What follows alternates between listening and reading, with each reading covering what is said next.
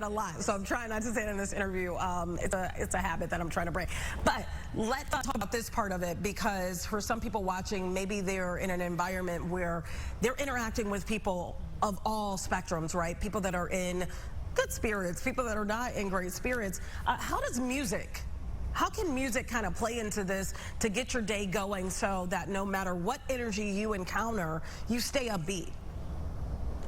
Music is so important, and whether that's, sound, like whether you're singing or humming or even, chanting, if that's something that resonates with you, but sound like music really does influence our mood. And I think that's why so many times in the beginning of the day, we start up with pump up music, or when we're at the gym or we're working out or even going for a walk, we're really incorporating music because it does influence the way that we feel.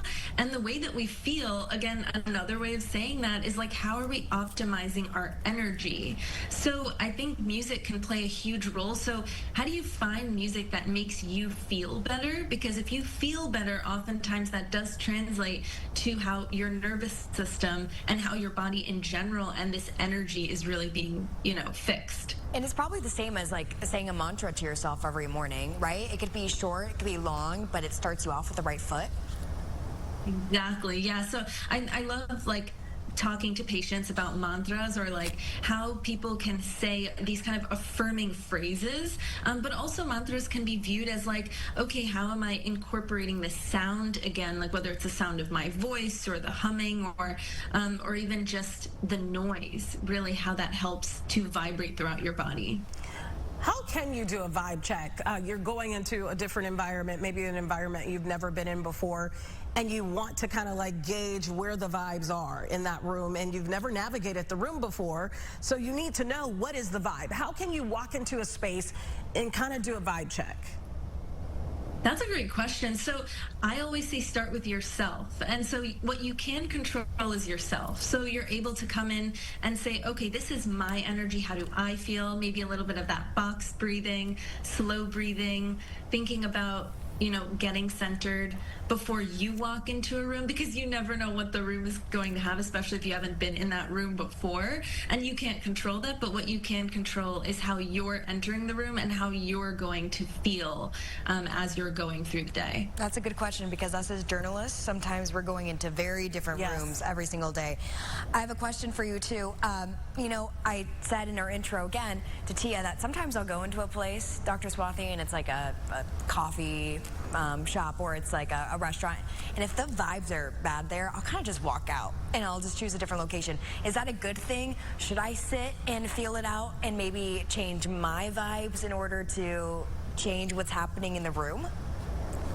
I think it's not about changing your own vibes, but rather doing exactly what you're doing. You're kind of sussing out the situation. You're understanding, okay, like what does it actually feel like to be in here? And if it doesn't work for you, the one choice is to leave and decide, okay, this vibe doesn't actually suit me. This energy is not really aligning with me.